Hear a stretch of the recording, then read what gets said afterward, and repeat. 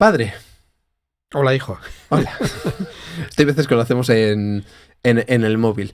Me llama y le digo, padre, hijo. Nos quedamos así un ratito. Vamos a hablar de generación de negocio. Es un poco la idea que hemos tenido para empezar un poco el tema, debate, cosas. Sí, claro, este es un tema crucial en toda organización, ¿no? ¿Cómo definimos lo que se llama en el management negocio o ámbito de actividad? Porque puede ser también el ámbito de actividad de un autónomo, de una asociación, de una fundación o de un organismo público, ¿no? Al final la clave es cómo definimos el foco de actividad, ¿no? Cuando estábamos planificando, ¿verdad? Que estábamos como hablando de ese foco con el que estamos muy obsesionados, de cómo ponemos ese foco para que todo lo demás, todas las demás áreas del negocio puedan ayudar a que ese foco, pues al final haga que la empresa sea rentable, que genere impacto, etcétera, ¿no? Entonces, aquí solemos hablar muchas veces del eje de Abel. Yo lo suelo explicar de manera ligeramente diferente, pero en realidad es exactamente lo mismo, ¿no? Que es estos tres ejes, ¿no? Del el qué, para quién, y tú lo defines con el cómo, ¿verdad? Sí. ¿Vale? A ver, un tipo que en un momento determinado, Abel, con 2 L's, definió un modelo muy sencillo, ¿no? Para definir un ámbito de actividad, un negocio, que es la combinación, que luego la gracia está en cómo lo combinas. Ahí está el punto. La combinación de tres ejes, ¿no? El primero era qué necesidad queremos cubrir y que a poder ser no sea cubierta por otro. Esta es la primera pregunta, porque voy a decir los tres y luego vemos. Luego vemos todos. El segundo es ¿a quién quieres cubrir esa necesidad? ¿A quién prioritariamente quieres cubrir esa necesidad? Sí. ¿Vale? Y la tercera es cómo vas a cubrir esa necesidad. Entonces, cuando hablamos de qué necesidades queremos cubrir, a menudo confundimos lo que hacemos con la necesidad que queremos cubrir. Total. ¿Eh? Total. Yo siempre le llamo, viniendo de las fuentes del marketing más actuales y tal, de los gurús del marketing, al final muchas veces el qué hacemos, yo me lo llevo muchas veces al destino, ¿no? Es decir, qué ayudamos a qué necesidad ayudamos a satisfacer, le llamamos mucho el destino, ¿no? Es como, esta persona que nos puede contratar, ¿dónde quiere llegar? Es decir, ¿dónde le tenemos que llevar, ¿no? ¿Quién es la persona? De manera como súper concreta, es el para quién. Y luego el cómo es siempre le llamamos el vehículo, ¿no? Al final, tú para llegar a un destino, puedes ir en avión, en helicóptero, en patinete, en lo que sea. Habrá algunos que sean más cómodos y más fáciles, otros que serán más incómodos, más rápidos, pero más incómodos. Bueno, hay como muchas... Los hay posibles y no posibles. Correcto. Entonces, claro, ¿qué es una necesidad? Cuando la gente que muchas veces trabajamos en el mundo cultural, tenemos una interpretación de necesidad que es muy sociológica o antropológica, ¿no? Y que tiene que ver casi con las necesidades primarias, ¿no? Entonces, bueno, no me voy a poner aquí a hablar de Maslow, porque todos hemos más o menos conocido la famosa pirámide de Maslow Bueno, pero yo creo que es fundamental para entender el aporte de valor, es decir, entender en qué punto de la pirámide está el público objetivo, o sea, es como muy obvio. Sí, sin embargo, bueno, quizá podamos hablar en algún momento que precisamente que con la cultura podemos truncar la pirámide de Maslow y, por ejemplo, incidir en temas de autoestima para poder ayudar a cubrir necesidades básicas, ¿no? Es decir, la pirámide de Maslow lo que viene a plantear es que que una persona que no ha cubierto las necesidades básicas no puede aspirar a cubrir necesidades superiores. Y esto algunos creemos que no es del todo cierto. No, yo creo que hay ciertas líneas de...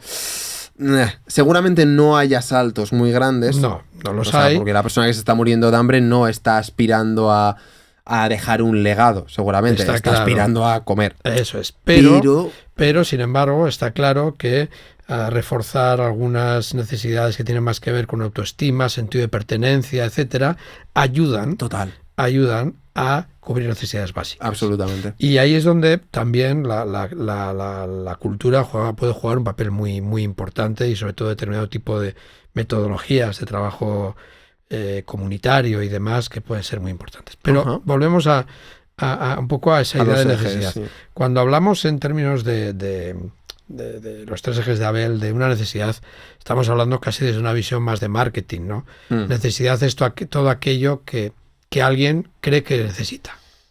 Entonces, no podemos interpretarlo desde la visión de las necesidades básicas. Evidentemente no necesitamos tanta ropa como tenemos, pero bueno, si alguien cree que necesita un nuevo abrigo, pues es que esa persona necesita un nuevo abrigo. Eso es. Porque lo cree. Total. Nos puede parecer bien o mal, nos puede parecer mejor o peor, pero otra cuestión es luego con qué marco de referencia jugamos en nuestra oferta. Que pequeño añadido a esto, poco favor hacemos a nuestro negocio y en general a la economía cuando juzgamos continuamente las necesidades de los demás. O lo que creemos que nuestro cliente debería necesitar. No. La necesidad está creada. Ahora, si eres una súper gran marca con un presupuesto de marketing que te cagas y eres capaz de alterar esa necesidad, bien por ti. Bueno, no suele ser el caso. En realidad las necesidades genéricas existen. La única diferencia es que tenemos que crear necesidad específica hacia nuestra oferta. Efectivamente. Porque las necesidades genéricas existen. Es decir, hay necesidades, lo que pasa es que pueden estar más o menos acentuadas, ¿no? Y pueden depender de, si cogemos la pirámide de Maslow como referencia, de en qué estadio de los 5 que Maslow plantea estás. O si cogemos otros modelos, pues en qué momento vital estás, etcétera, etcétera, ¿no? Pero al final tenemos que cubrir alguna necesidad. Esa necesidad puede ser muy diversa, ¿vale? Luego veremos algunos ejemplos, ¿no? Y me gustaría tú también que plantees ejemplos que tú ves claros, ¿no? Lo siguiente es, claro, ¿a quién queremos cubrir esa necesidad? Bueno, quiero hacer una reflexión sobre la primera cuestión. Porque nos gusta poner una puntilla que yo encontré hace muchos años en un libro de unos señores que se apellidaban, un señor y una señora que se llamaban Ludovic Joyet, todavía me acuerdo. Hostia. Y de Parcombo Editores, creo que era Conversación Plan de Gestión, puede ser un libro de los 80, de los 90 seguramente, que era muy bueno. Y porque hay libros que no envejecen. Hay literatura que hay que seguir leyendo porque no envejece. Libros de los 90, por ejemplo, maravillosos, sí, del siglo pasado. Dan Kennedy. O Peter Drucker o otra gente, ¿no? Que hay que seguir leyendo.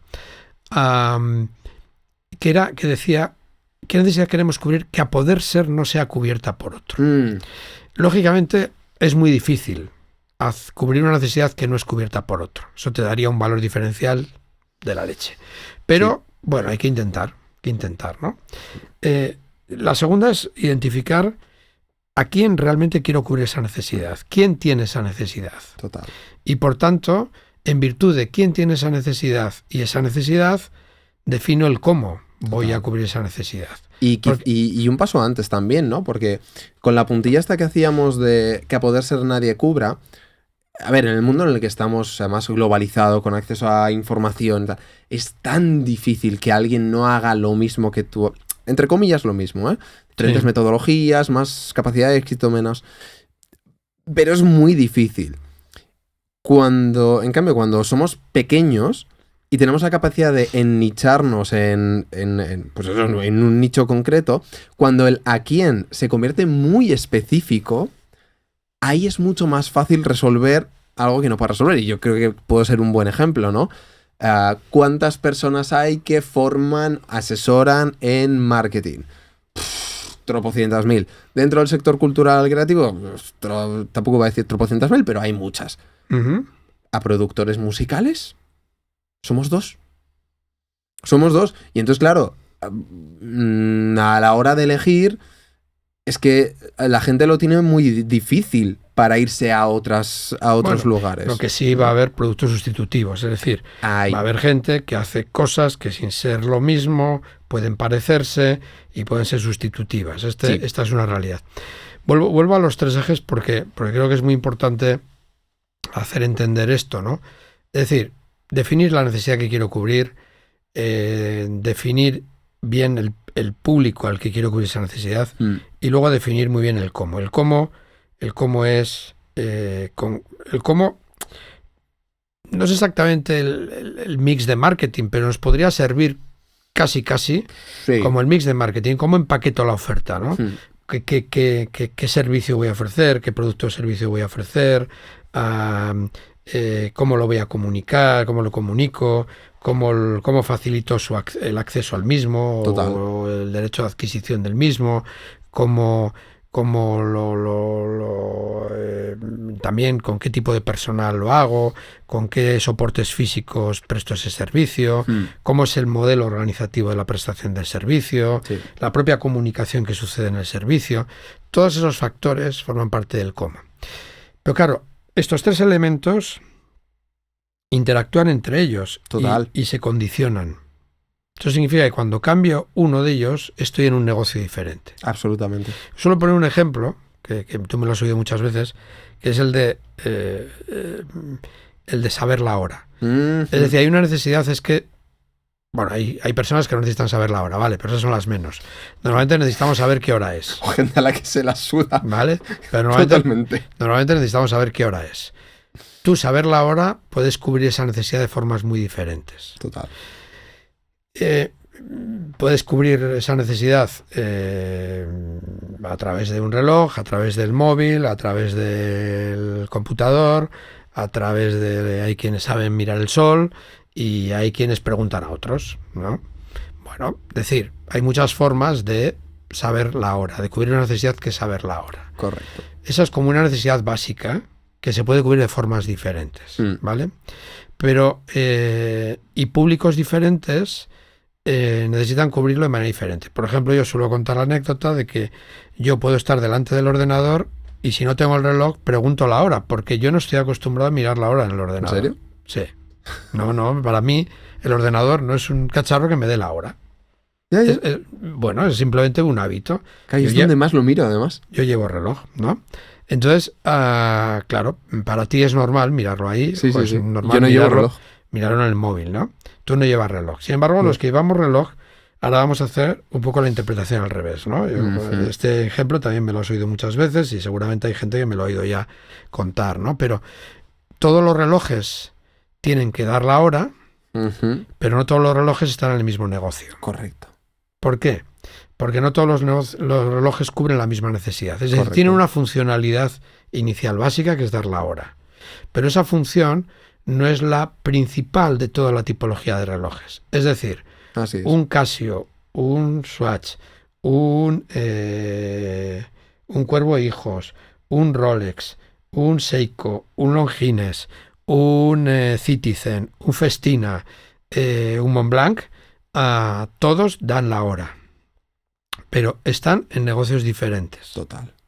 Yo tengo un Timberland, tengo un Citizen, tengo un Festina, tengo un Montblanc, tengo diferentes relojes.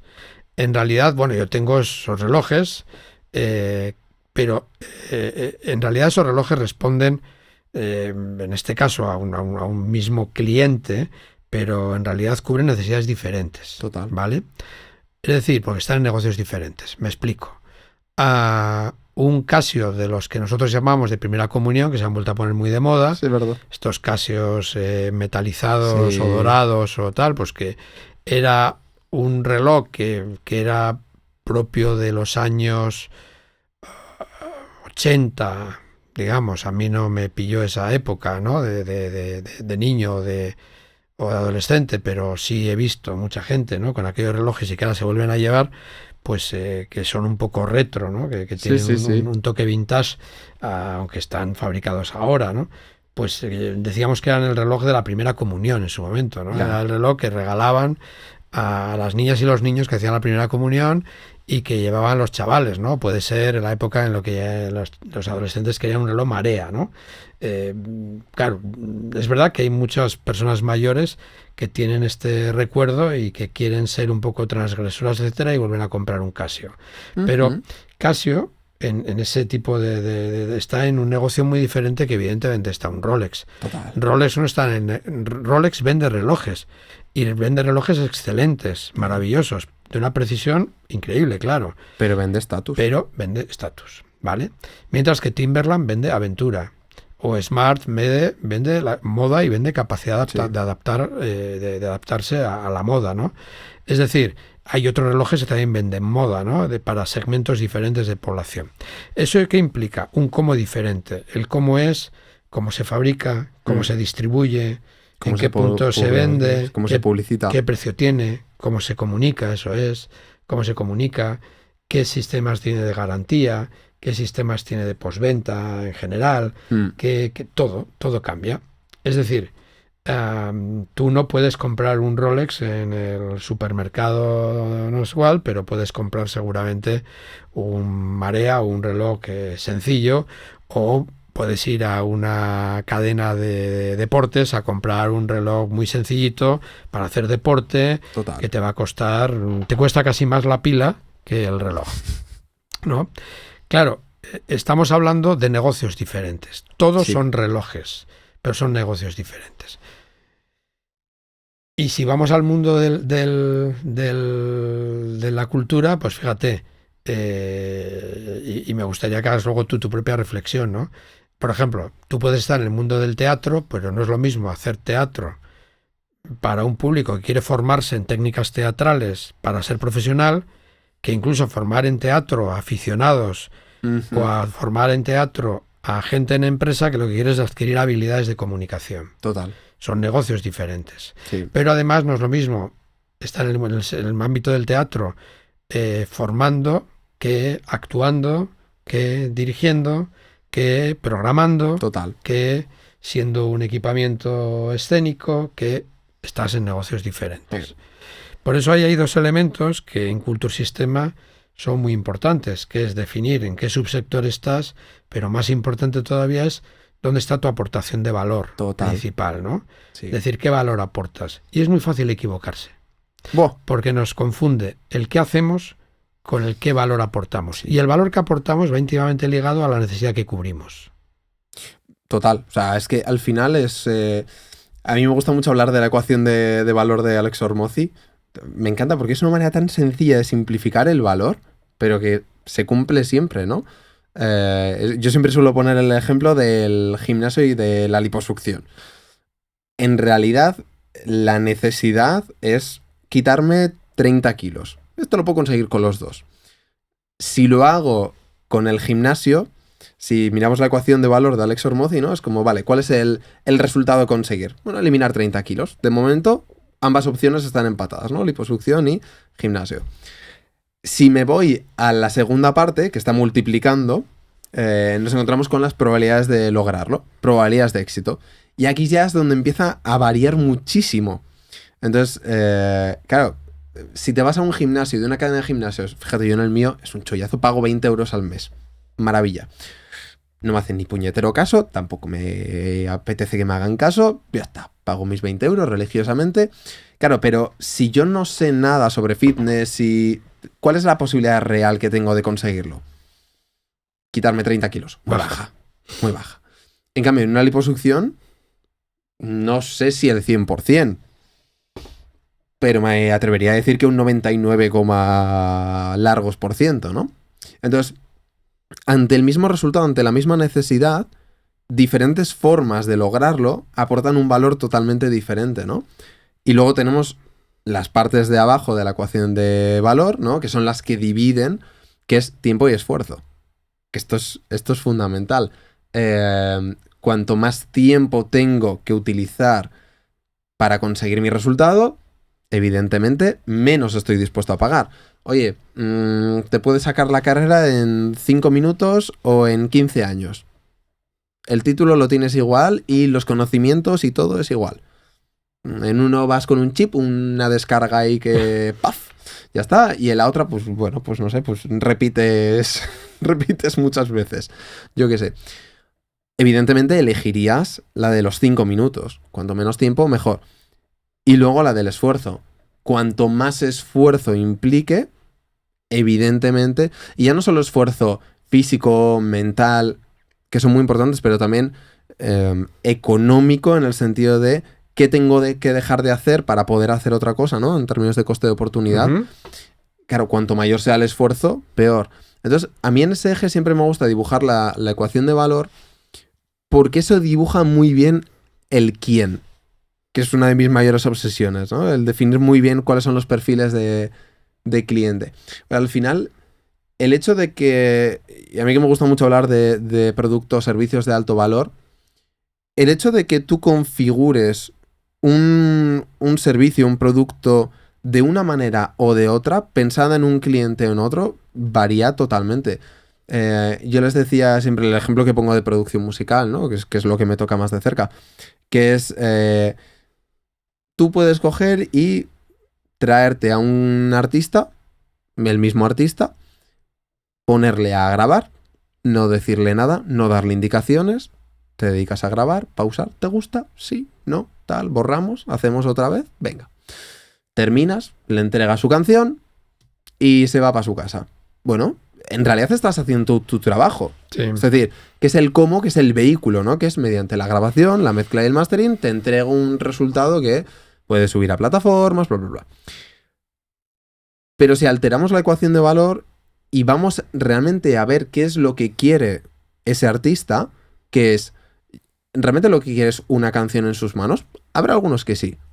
Y ese es un negocio.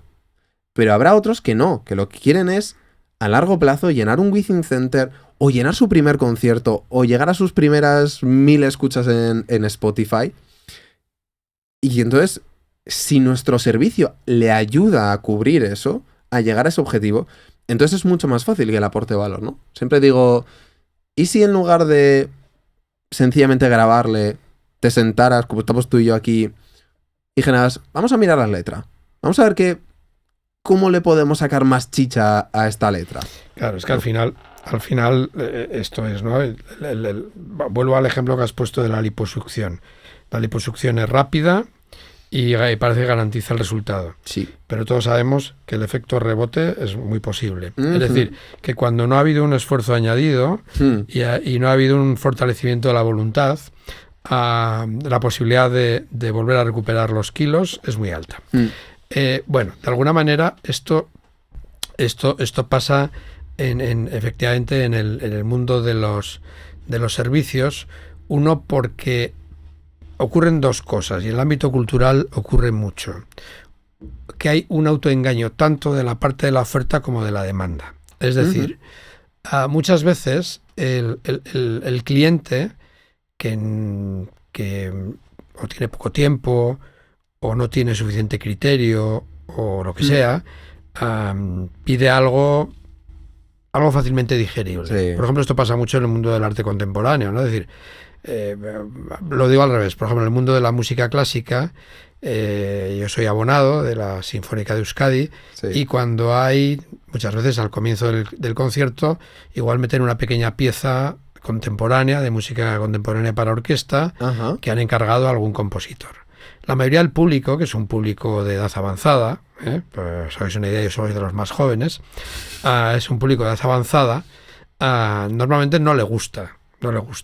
Es reacio a este tipo de música, ¿no? Yeah. Quiero decir, hay un público que quiere más de lo mismo, ¿no? Y que no está abierto a nuevas propuestas. Digamos que esta es un comportamiento general. Y por otro lado, muchas veces el autoengaño en la oferta, ¿no? Es decir, el pensar que la oferta que tenemos es la que realmente nuestro público quiere. Entonces aquí hay un equilibrio que es complejo, porque por un lado, y vuelvo a poner ese ejemplo de la música contemporánea en un entorno de música clásica, aunque sea orquestal, es decir, tenemos que ir abriendo las expectativas del público, tenemos que empezar a hacer que el público se abra a nuevas propuestas, se abra a nuevos códigos, a nuevos lenguajes, a nuevas visiones, ¿no? Pero por otro lado tenemos que asegurar un público fiel, que nos compra, que nos recomienda, etcétera, etcétera, ¿no? Entonces, ese equilibrio nos tiene que llevar también muy bien precisamente, volvemos a lo de siempre, ¿no? A identificar realmente qué están buscando. Total. Porque hay un público que puede estar buscando que realmente ama la música y descubrir música, pero hay personas que lo único que quieren es volver a escuchar algo que les refuerza en lo que ya han sido y han escuchado toda la vida, ¿no? Total. Y son dos públicos distintos. Sí. Lo que pasa es que muchas veces están en el mismo auditorio.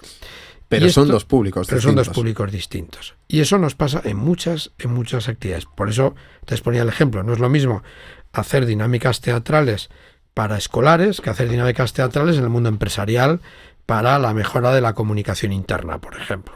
Es decir, puedes estar utilizando incluso herramientas, metodologías que tienen mucha similitud, pero son dos negocios distintos. Total.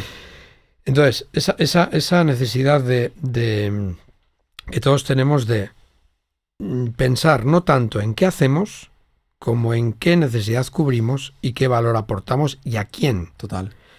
Por eso digo que nos autoengañamos muchas veces, ¿no? Esto con la gente del mundo del teatro, yo lo comento muchas veces, ¿no? Digo, un auditorio que está lleno no significa que todo el mundo venga por la misma razón. Pero ni de lejos. Puede estar en la sala de teatro, en el auditorio, puede estar por múltiples razones. Puede estar porque le otorga un valor emocional claro, un valor vivencial de que le gusta la música, disfruta con la música. Puede estar por un valor más simbólico, que puede ser un valor simbólico que no necesariamente tiene que ser negativo.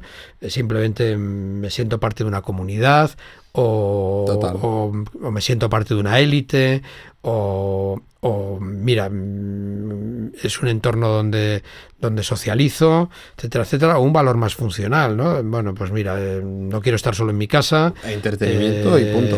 Quiero pasar el rato, quiero sentirme que estoy con más gente porque vivo en soledad o lo que sea. Es decir, y todo es legítimo, todas esas apreciaciones de valor son legítimas. Total. La clave es que tenemos que intentar identificar cuál es la composición del valor que esos públicos tienen. Y esa lo que llamamos el valor de utilidad que otorgan los públicos a lo que hacen, ¿no? Y eso no es fácil. Y la gente muchas veces me pregunta, ¿y eso cómo lo hacemos? Pues hablando con los públicos, es decir, generando grupos de enfoque, generando conversaciones con grupos de público que te digan realmente por qué vienen, por qué no vienen, charlando con ellos, preguntándoles por qué dejaron de venir, los que dejaron de venir. El problema que yo veo con esto, generalmente, ahí no tengo tanta experiencia y no puedo contrastar tanto, ¿no? Pero de lo que sí que he vivido y de otras personas con las que he comentado esto, creo que el punto ideal para entender muy bien cuáles son las razones por las que alguien hace algo o no son en procesos de venta. Porque ahí realmente es donde existe esta tensión de tener que salir hacia un lado, ¿no? Y que si la respuesta final, claro, aquí hablamos más de público final, ¿no? Pero si la respuesta final es que sí, ese por qué va a salir muy natural. De hecho, lo vamos a sacar nosotros. En cambio, si es un no, alguien que te diga, bueno, ¿por qué has dejado de ir al teatro y tal? Bueno, pues porque ya no tengo tiempo. No es la razón real. Bueno, pero hay formas de indagar y formas de saber. Supongo que sí. De saber el porqué, ¿no? Lo que pasa que es verdad que no en todos los entornos esto es fácil, porque cuando vendes uno a uno, cuando la venta es uno a uno, tú tienes una capacidad de tocar los resortes que mueven las motivaciones de compra, ¿no? Claro. Cuando haces una venta más grupal, más abierta y además de servicios muy genéricos, esto es muy complejo. Sí. Es muy complejo porque además siempre pecamos de intentar llegar a muchos con un único mensaje. Y esto no es posible, no hay café para todos, no se puede llegar con el mismo mensaje a todos los públicos, ¿no? De hecho, hay una cosa muy interesante para medir esto, ya hablando en marketing digital y tal, que es lanzar con el mismo presupuesto diferentes mensajes y sencillamente ver cuál convierte mejor, ¿no? Incluso ver mensajes que no convierten.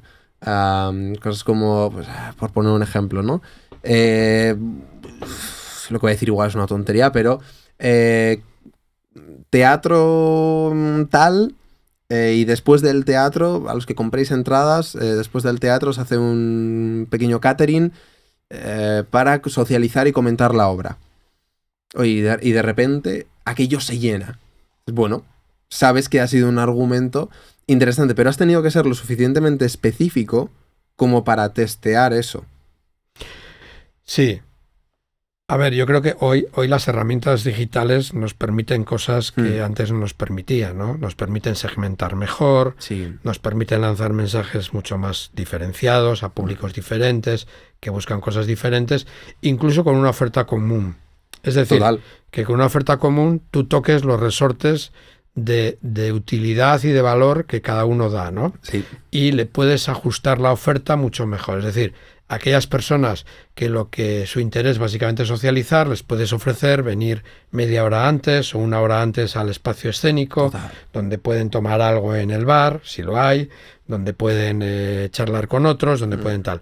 Los que vienen por un criterio más intelectual, racional o vivencial del teatro, pues les puede interesar esa conversación post-teatro, tal. Los que vienen por un interés que puede ser más simple, como, bueno, estoy de visita en una ciudad y quiero ir a ver una orquesta porque me apetece ver la orquesta y da la casualidad que, bueno, pues les puedo en un momento determinado les habré captado mediante una comunicación en las que les he ofrecido ese concierto como parte de una experiencia turística o de una experiencia de conocimiento de una cultura o un entorno cultural diferente. Esto hoy las herramientas digitales nos permiten hacerlo de una manera que antes era muy complicado. Sí. Era muy complicado hacer.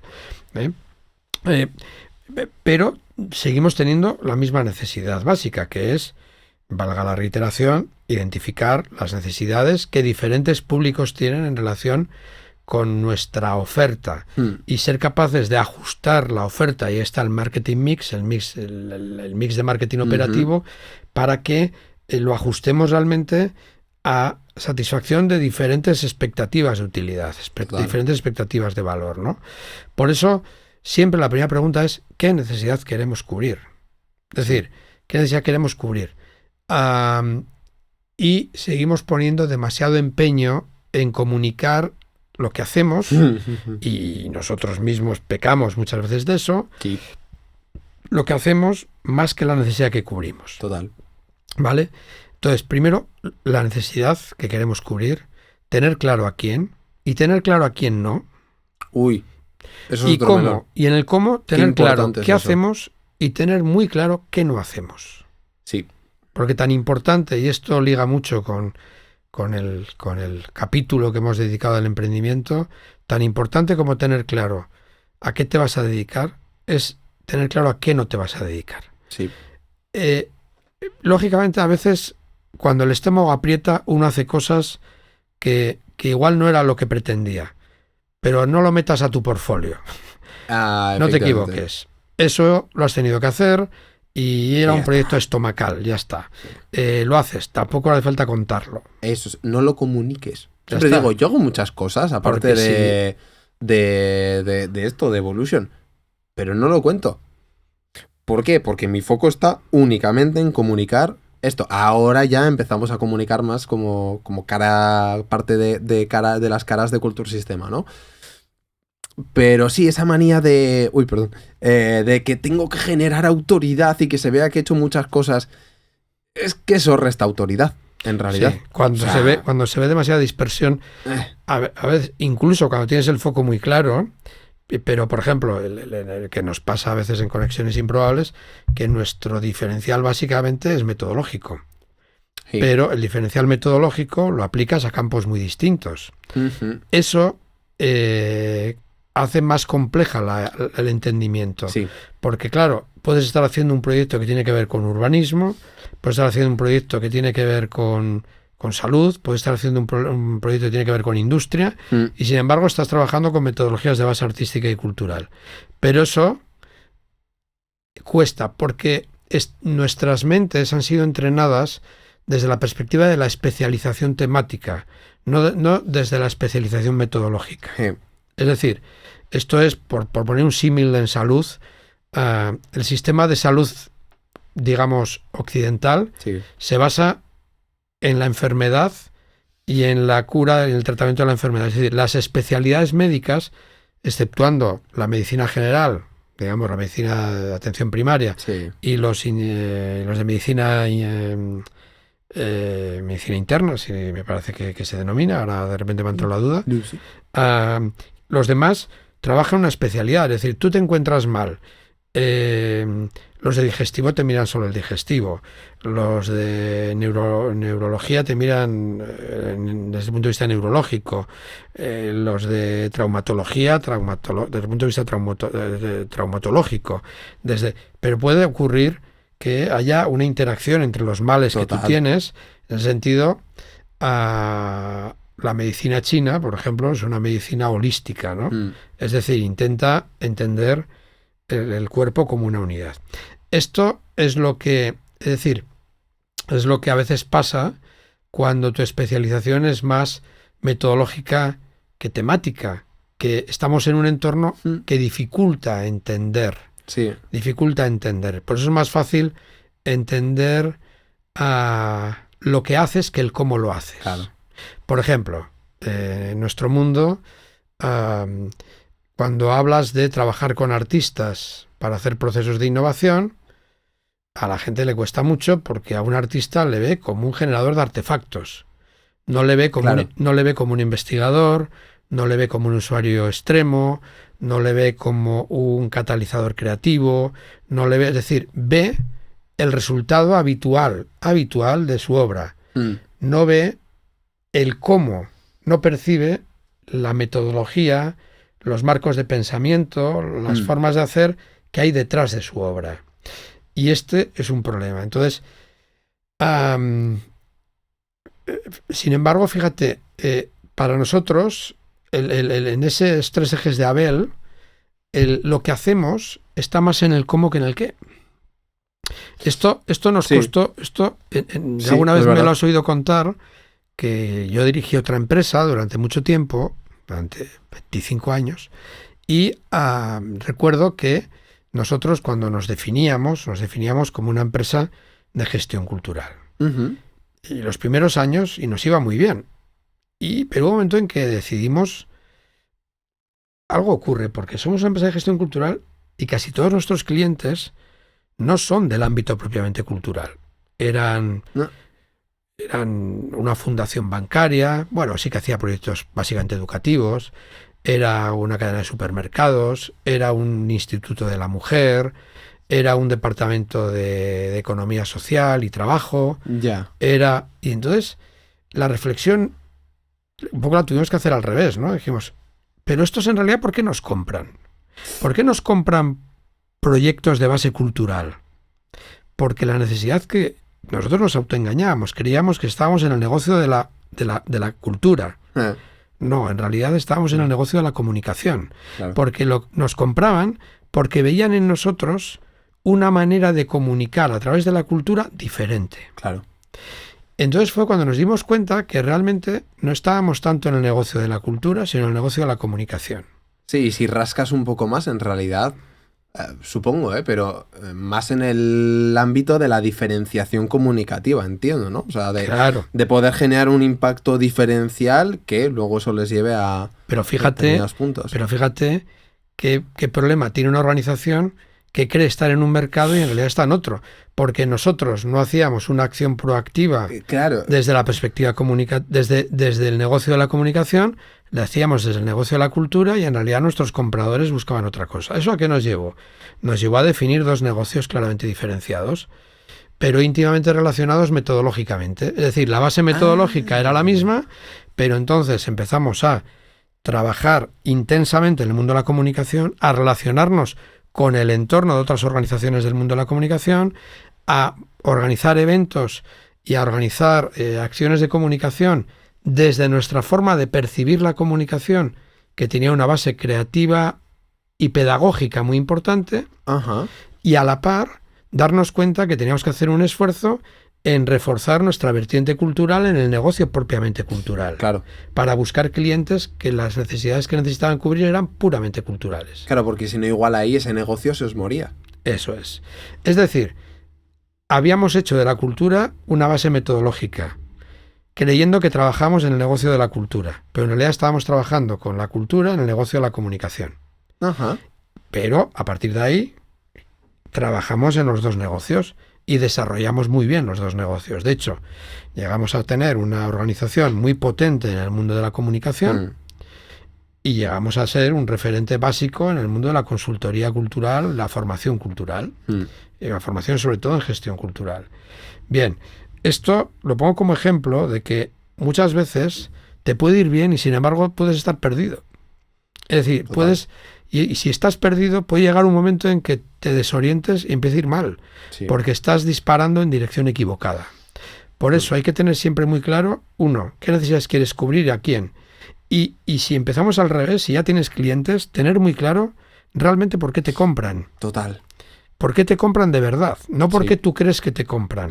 ¿Y por qué no te compran? Y los que no te compran, ¿por qué no te compran? Porque igual no es realmente tu público objetivo. No es a quien tú... igual tú no sabes cubrir las necesidades de ese público. Correcto. Igual lo que tú haces no es el producto adecuado. Y por eso también hay que ser muy honestos. Cuando tú tienes claro que lo que... Tienes que tener muy claro qué sabes hacer y cuáles son tus capacidades y tus limitaciones. Sí. Y si no puedes cubrir las necesidades de tu público, derívalo. Total. Y además es que queda también decir... A mí me pasa mogollón. Decir, pues si es que con esto... Que te podría echar un cable en determinada cosa. Sí, pero es que va a haber otros que lo van a hacer mucho mejor. Entonces, que no lo hagas conmigo. De hecho, te voy a pasar 2 números de teléfono de gente que lo va a hacer mejor. Pero si es que es lo mejor que puedes hacer, es que ese cliente se va a rebotar. Va a ser un dolor de huevetes. No, y es que además te desvía del foco, porque cuanto más hagas dentro de tu foco, más especialista, más experiencia, más casos diferentes con los que aprender y con los que nutrir una base de conocimiento y de habilidades mucho más amplia. Entonces, son todo ventajas, ¿no? Y luego, sobre todo, a la hora de comunicar, que es tan, tan, tan importante el a qué ayudamos, o sea, y a qué no. Muchas veces, y aún así digo, pero ¿cómo entran? Siempre pongo para productores musicales que trabajan para artistas. Bueno, pues todavía hay un 10% que se me cuelan que dicen, no, yo es que soy productor, pero hago música para mí. Que no, que para ti no es, que lo pongo por todos lados. Y aún así se cuela, ¿no? Entonces hay veces que la tentación es la de hecho, competidor lo ha hecho, la tentación es de decir, hostia, si ya me viene un 10% de esta gente y si la aprovecho un poco, ¿no? Y tirar por ahí. Pero yendo a lo importante es, ¿por qué cuando ya tenemos clientes, por qué vendemos y por qué no les vendemos? Siempre digo, la mayor cagada que puede hacer una empresa es no saber por qué vende y no saber por qué no vende. No siempre es fácil, es verdad, ¿eh? No siempre es fácil, porque no siempre se genera el flujo de confianza y transparencia suficiente, porque muchas veces las relaciones son relaciones meramente de cliente-proveedor. Quiero decir, que no son relaciones que entran más en un codiseño o en incluso una co-creación. Es decir, bueno, pero igualmente, o sea, siempre tienes ese punto. O sea, si alguien no te compra es porque hay una objeción. No, entonces, está claro. Una pero objeción incluso, o una creencia que genera una objeción. Pero luego también hay que ver qué tipología de producto tú tienes, porque hay veces hay productos que son productos de compra excepcional. Quiero decir, sí, que lo compras una vez y no sé, y no vuelves a comprar, ¿no? Porque ya tienes, todo depende de las expectativas que tienes, ¿no? Yo colecciono estilográficas, claro, tú lo sabes. Recuerdo, porque se están empezando a montar ahí. Recuerdo un amigo que me pidió, encontré una buena oferta y le dije, porque siempre me había dicho que quería tener una Montblanc, ¿no? Una Meistertuch. y le digo, oye, hay una ocasión, te puedo conseguir una Meister Tug preciosa, fantástica, al 50%, ¿no? Hostia. Y claro, y bueno, le mandé los modelos que había, le mandé tal, y le costó, ¿no? Porque dice, bueno, tengo que gastar un dinero para una pluma, ¿no? Lógicamente ya tiene, ahora ya la compró, se la cogí, Sí. se la envié, está encantado. Lógicamente, él ya ha cubierto esa necesidad. Claro, no es lo mismo que ser coleccionista. Cuando eres coleccionista, esa necesidad no la cubres de la misma manera. Es decir, solo crece. Esta no la tengo, esto tal. Es verdad que tú también te planteas que lógicamente hay un límite que tiene que ver, lógicamente, con el dinero que puedes dedicar, hay un límite con el... pero, claro, pero eso no significa que... hay un límite con la variedad que quieres tener, cuál es el criterio de selección que tú tienes en tu colección. Pues al principio compras de todo y compras cualquier cosa, luego pues ya empiezas a decir, prefiero gastar menos, pero con menos piezas, pero comprar unas piezas determinadas. Lógicamente las necesidades de uno y otro son radicalmente diferentes. Total. Evidentemente, desde el punto de vista de necesidad básica, con tener un bolígrafo es suficiente. Sí. No necesitas tener 3, ni tener 200. Pero lo que decíamos, cuando uno siente esa necesidad, alguien tiene que saber identificar esa necesidad y dar un servicio adecuado a esa necesidad. El mundo cultural y creativo, en el ámbito en que nos movamos, me da lo mismo que nos movamos en el mundo del patrimonio, en el mundo de las artes, en el mundo de las artes aplicadas a los oficios creativos, que nos movamos en las industrias culturales y creativas, que nos movamos en los servicios auxiliares y de articulación. Cualquier ámbito que nos movamos, al final la clave es... Vale, tenemos una idea de lo que queremos hacer, pero vamos a ver muy claro, primero, qué necesidad queremos cubrir con lo que queremos hacer. Total. Porque ahí es donde tenemos que poner el foco.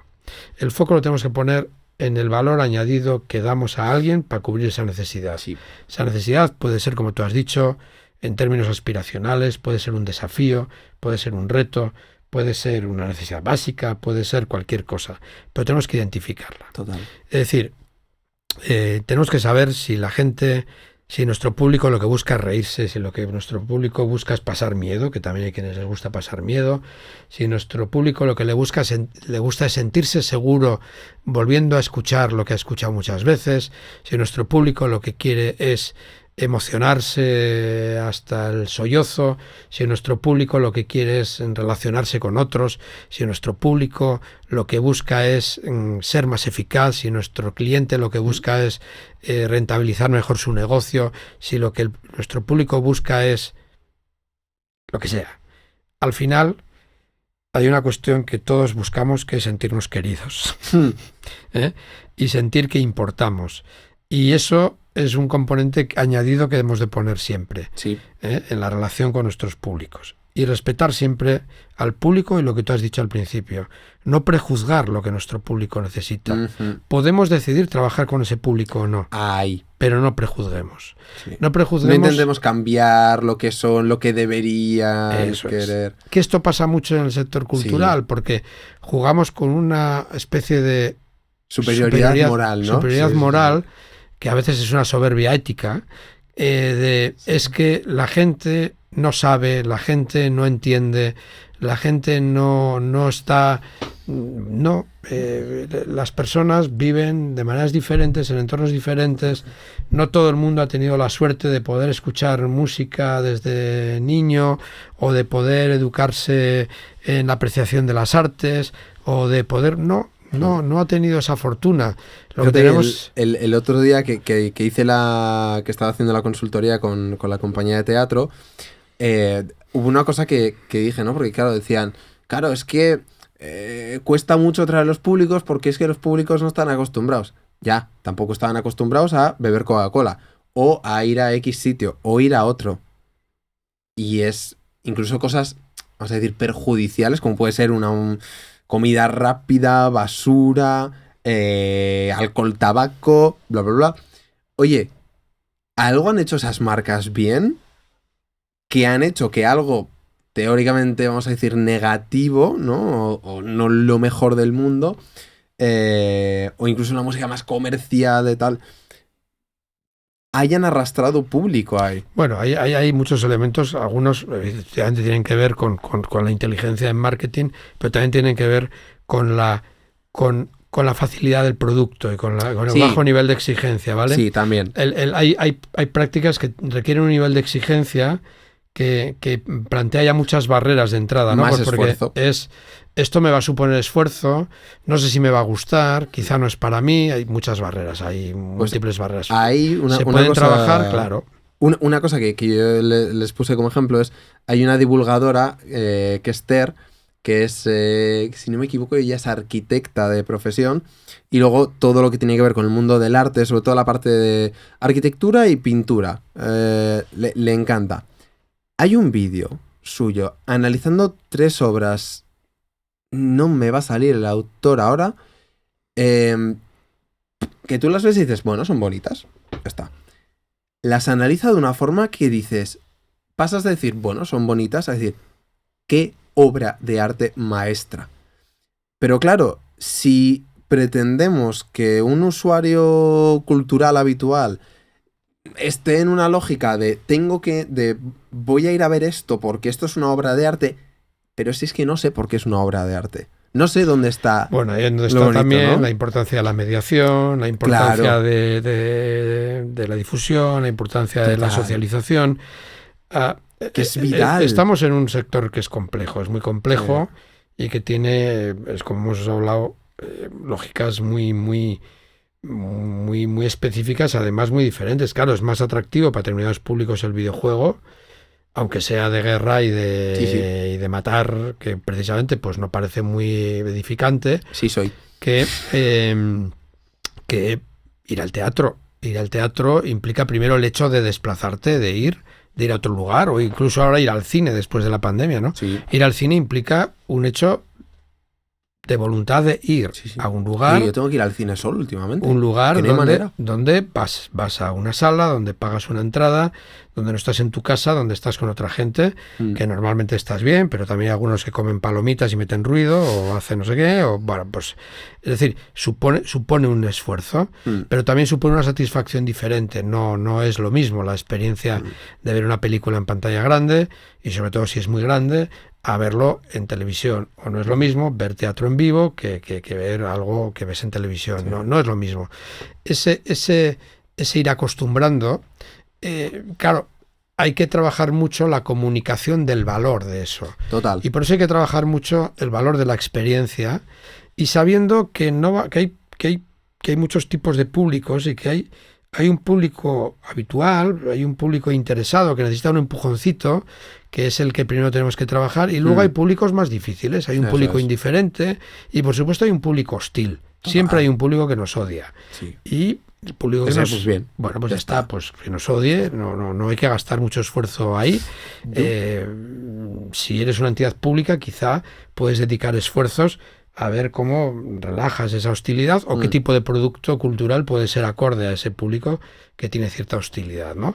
Por ejemplo, es muy curioso que hay algunos entornos culturales que son muy reacios a la música sinfónica, ¿no? Pero en realidad no son reacios a la música sinfónica por la música en sí, sino por lo que representa, ¿no? por lo que ellos creen que representa, en términos de élite, en términos, por ejemplo, con la ópera, ¿no? Y la ópera es un arte completo. La ópera es una manifestación artística grandiosa, ¿no? Seguramente lo más cercano, y que me perdonan los aficionados a la ópera, que pueda haber es el Circo del Sol, ¿no? El Cirque du Soleil, que llega a combinar en un espectáculo circense una cantidad de disciplinas increíbles, ¿no? Tanto artísticas como deportivas, ¿no?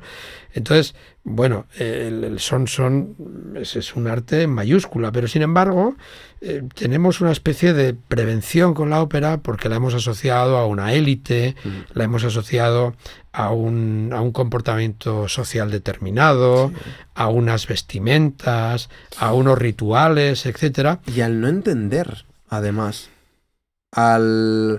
yo creo que si hiciéramos un análisis de públicos, me juego lo que quieras, a que habría un porcentaje muy grande que, si fuera con 5 amigos que saben de ópera, el sexto amigo va y no sabe, ¿qué te ha parecido? Bien. O sea, ese no ser capaz de extraerle el jugo, ¿no? Porque no muchas veces pero es no llegas a normal, entender. tú al principio no lo vas a entender, pero tengo amigos que se han introducido en el mundo de las artes muy mayores. ¿Y qué ha sido fundamental? Tener gente a su alrededor que aprecia las artes, que no minusvalora a quien no está habituado, porque ese problema de soberbia moral hace que, bueno, los que yo sé de esto y estos no saben. No, es que hay gente que es normal que no sepa. Hay gente que no ha ido nunca al teatro. Tú no puedes despreciar a quien no ha ido nunca al teatro. Lo que tienes es que ponerle fácil para que se anime a vivir un día la experiencia de ir al teatro. Habría que preguntarle, ¿no? Oye, y no pasa nada si es ir al teatro a ver una comedia, porque si ha ido y se ha reído, pues igual otro día va a haber un drama y otro día va a haber un espectáculo de danza y demás, ¿no? Y luego no minusvalorar prácticas culturales. Por ejemplo, hay una cosa muy curiosa, me lo he encontrado mucho en el mundo de la danza, gente que hace danza clásica o danza contemporánea y que profesionalmente y que valoran, lógicamente, que haya espectadores para la danza. Pero tuercen el morro cuando ven gente que baila, por ejemplo, salsa. Y yo siempre les digo, si es más importante que la gente baile que vaya a ver baile. Es mejor que la gente practique que vea. Si practica y ve, mucho mejor. Pero, ¿qué problema hay en que baile salsa o que baile tango o que baile, no sé, lo que sea? Está en el mundo de la danza y lo hace porque le gusta, porque le motiva, porque le ilusiona, porque se siente en forma, porque se relaciona con gente, porque eso es maravilloso. Entonces, no hay que menospreciar. Y hay que identificar muy bien eso, porque hay un público que igual no está yendo al teatro a ver danza, pero necesita bailar. Uh-huh. Es decir, tiene una necesidad distinta. Distinta. Por tanto, hay que cubrir esa necesidad con un negocio distinto. ¿Que podemos intentar interrelacionar esos negocios? Sería maravilloso que la gente que va a bailar además fuera, o que la gente que toca un instrumento además fuera a los conciertos, porque hay una singularidad, de que, por ejemplo, hay muchos estudiantes de escuela de música, de conservatorio de música, que no van a los conciertos de las orquestas, incluso teniendo entradas gratuitas, ¿no? Y esto choca. Pasa. Bueno, algo no estamos haciendo bien ahí cuando ocurre eso. Una de dos, o la necesidad por la que estudian música tiene poco que ver con la propia vivencia del hecho musical. Lo cual es raro. Pero hay que indagar sobre ello, o algo no estamos haciendo bien, ¿no? Entonces, bueno, yo creo que por ir cerrando, yo volvería a los 3 ejes de Abel. Total. ¿Qué necesidades queremos cubrir? Sí. ¿A quién? ¿A quién queremos cubrir esas necesidades? ¿Y el cómo? ¿Y cómo articulamos toda nuestra oferta para realmente responder a esas necesidades? Correcto. Y no a otras. Sí. Pues esta es una reflexión que puede parecer como muy simple porque es que, bueno, son 3 cositas, tal, pero es tan importante. De hecho, no nos movemos nunca de ahí hasta que esos 3 ejes están bastante fuertes, y eso es lo que da sustento y da peso a todo el proyecto. Así que si no lo tenéis hecho, Cultursistema además es un espacio maravilloso para hacerlo. Cultursistema.com, y ahí os lo veis. Con K, Cultursistema con K. Y ahí, sobre todo, la parte que tiene que ver con cadena de valor y con definición de subsector es muy importante. Sí. Y además seguramente tengamos formación ya para cuando se esté viendo esto. No lo sé, no lo prometo, pero seguramente tengamos formación sobre esto, que, oye, todos estos podcasts pues al final fomentan un poco o complementan todo lo que estamos haciendo. Así que nada, pues nos despedimos por hoy. Nos vemos en un siguiente capítulo y hasta otra. Hasta pronto. Chao.